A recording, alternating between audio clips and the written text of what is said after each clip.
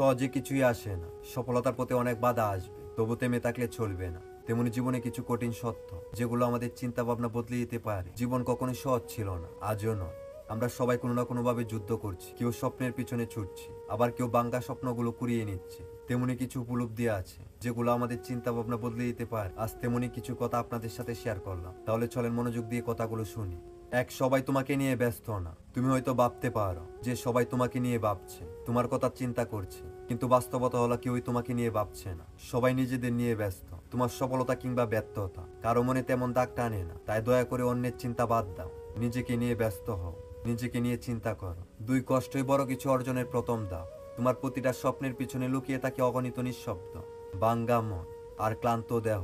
সহজে কিছুই আসে না, সফলতার পথে অনেক বাধা আসবে, তবু থেমে যেও না। একদিন তোমার কষ্টগুলোই তোমার গল্প লিখবে।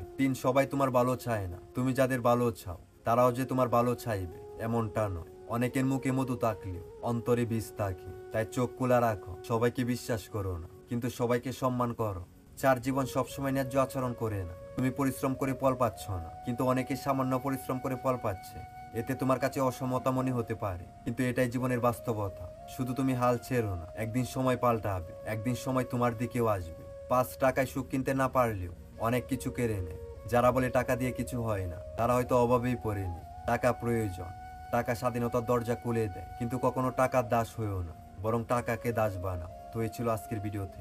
সবাই এই কথাগুলো অনুসরণ করুন আর মানার চেষ্টা করুন। সবাই ভালো থাকবেন, সুস্থ থাকবেন। দেখা হবে পরবর্তী ভিডিওতে। আল্লাহ হাফেজ।